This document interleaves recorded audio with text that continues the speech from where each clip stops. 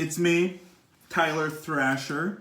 I will be partaking in the Philbrook Museum of Art's Creative Distancing series. I was asked to put together a 2 to 10 minute tutorial on something you can do while you are helping flatten the curve by staying at home. So, what am I going to be teaching you? While you're sitting at home, you're probably, hopefully, surrounded by plants. And while you're surrounded by plants, hopefully those plants are growing and thriving. And if so, I'm going to walk you through how to turn one plant into an undefined exponential amount of plants through something that's called propagation. Propagating is the technique and the method of taking a sample of a plant and using its DNA and its hormones to produce more plants. So an example of that is taking a cutting and rooting out a cutting and then establishing that cutting in its own pot so you can turn one plant into 2 plants. The plant I'm going to use as an example is this plant right here. It's called the monstera adansonii. It's a good one to start with because some of its sections and some of its different growing points are very obvious. For instance, when I talked about rooting out a plant, you'll notice that some plants put out what are called aerial roots. And aerial roots are these little nubs right here, these little nubs, and they are what come out of the plant to cling onto rough surfaces or trees, to climb and help put on more girth and size and more mature leaves.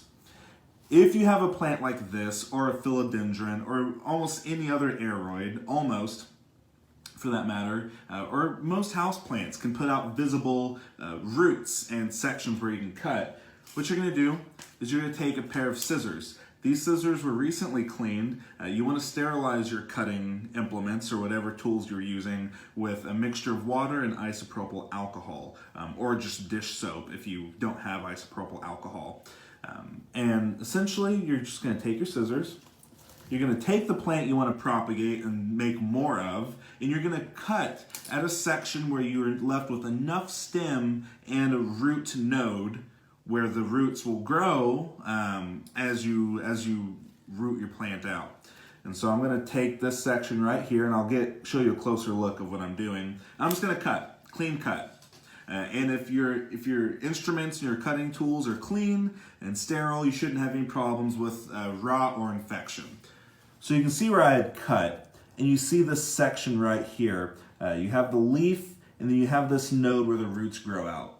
When I go to root this plant out, this is where the roots will grow. Now you can see a second segment right there, and if I wanted, I could cut the plant right here, and I would have these 2 segments, and that could make 2 plants. I'm not going to do that. My preferred method of rooting out a cutting is water propagation. Just clean distilled water or rainwater if you have it. That's what works best in my situation, in my experience. And you're going to place your cutting, your fresh cutting, in that clean water. And I have a cutting to show you what happens after a while. This has been rooting in this pot for about 2 weeks, and you can see the massive aerial roots that are starting to grow and form in this water. And this is a mixture of distilled water and rainwater with a little bit of fish emulsion, fertilizer, which is fish poop. And that's all I do. Once I have my cutting, and go ahead and just pull this guy out. Once my cutting is well rooted, I will take my regular potting soil, whatever it is you use for that plant, and I'll get a fresh pot and I'll pot it up just like normal. Once it starts putting out a healthy amount of roots, then it's good to pot up. And you can even see a new growing point on this monstera. So it's as simple as that, and it's even simpler to take one plant and turn it into as many plants as you have room for with given enough time. But this is an exponential process. You take one cutting, grow another plant, then you cut those 2 cuttings, and then you can see how you can turn one plant, or how some nurseries can fill an entire greenhouse in 5 years with just given a couple of plants. So hopefully you're staying safe. Hopefully this was a fun little informational tidbit, and hopefully you clean some scissors and start chopping some heads.